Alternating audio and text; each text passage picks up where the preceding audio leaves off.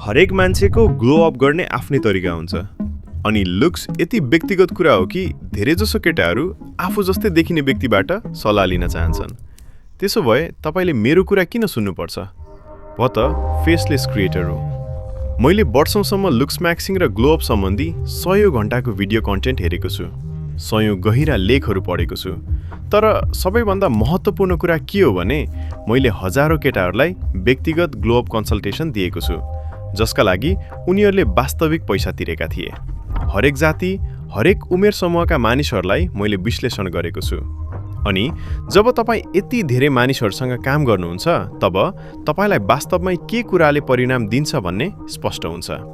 आज म तपाईलाई त्यही अनुभवबाट सिकेका कुराहरू बताउनेछु।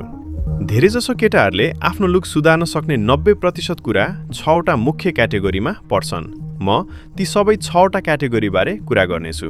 तर एउटा कुरा याद राख्नुस्, हामी यथार्थवादी हुनुपर्छ। प्रत्येक विषय धेरै गहिरो छ, त्यसैले म तपाईलाई सम्पूर्ण फ्रेमवर्क दिनेछु र सुरु गर्न आवश्यक पर्ने महत्त्वपूर्ण जानकारी मात्र बताउनेछु। 1.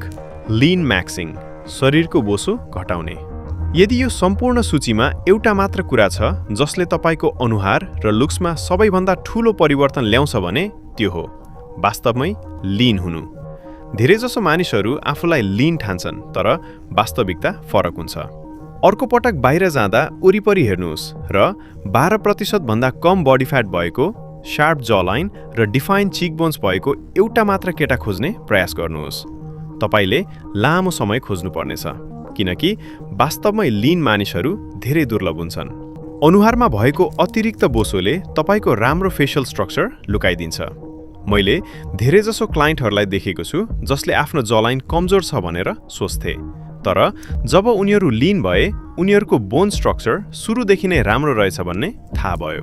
सामान्यतया 12 देखि 15% बडी फ्याट पुग्दा तपाईको अनुहार शार्प देखिन थाल्छ, जलाइन स्पष्ट देखिन थाल्छ, चिक बोन्समा छाया पर्न थाल्छ। तर समस्या के हो भने धेरैजसो केटाहरू आफ्नो बडी फ्याट पर्सेन्टेज धेरै कम अनुमान गर्छन्। 20% बडी फ्याट भएका मानिसहरू आफैलाई 14% ठानिरहेका हुन्छन्। लिन हुने प्रक्रिया जटिल छैन, तर सजिलो पनि छैन। तपाईलाई चाहिन्छ calorie deficit, high protein diet, consistency, patience. तपाईको शरीरले प्रतिरोध गर्छ, भोक लाग्छ, मोटिभेसन घट्छ, तर परिणामका लागि निरन्तरता अनिवार्य छ। कलरिङ, छालाको प्राकृतिक रङ सुधार्ने। कतिपय मानिसहरूको छालामा प्राकृतिक ग्लो र वार्मथ हुन्छ, जबकि कतिपय फिक्का देखिन्छन्। यो कलरिङको प्रभाव हो।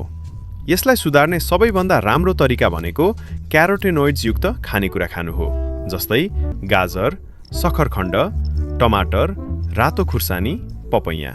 यी खानेकुरामा भएका प्राकृतिक पिगमेन्ट्स छालामा जम्मा हुँदै जान्छन् र छालालाई अझ सुनौलो तथा स्वस्थ देखाउँछन्।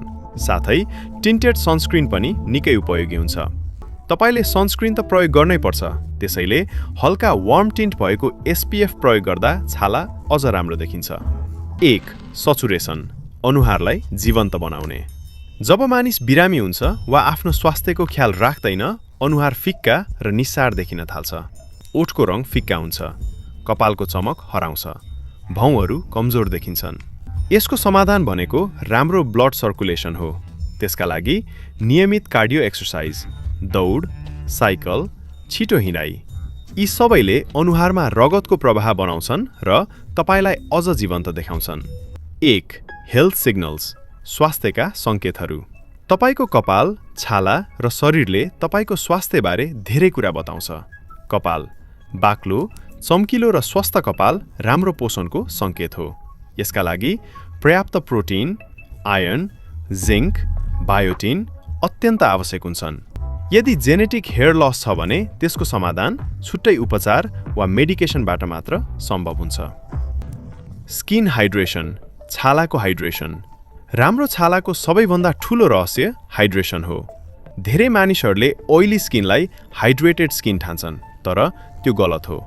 छाला तेलिलो भए पनि डिहाइड्रेटेड हुन सक्छ।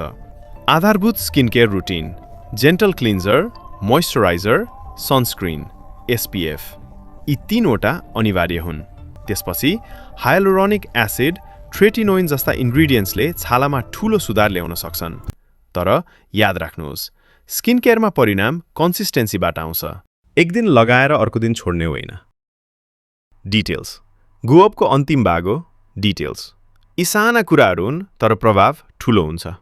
आइब्राउज सफा राख्ने, फेसियल हेयर व्यवस्थित राख्ने, टीथ व्हाइटनिङ गर्ने, नेल्स काटेर सफा राख्ने, नोज हेयर हटाउने, युनिब्राउ सफा गर्ने। यी सबै काम गर्न धेरै समय वा पैसा लाग्दैन, तर जसले नियमित गर्छ उनीहरू अरूभन्दा धेरै व्यवस्थित र आकर्षक देखिन्छन्। यिनको जेनेटिक्ससँग कुनै सम्बन्ध हुँदैन। यही हो सम्पूर्ण ग्लो अप फ्रेमवर्क। यदि तपाईले यी 6वटा क्षेत्र सुधार्नु भयो भने तपाईको अपियरेन्समा उल्लेखनीय परिवर्तन आउन सक्छ। भिडियो हेर्नुभएकोमा धन्यवाद। यदि भिडियो मन पर्यो भने लाइक, शेयर र सब्स्क्राइब गर्न नबिर्सनुहोस्।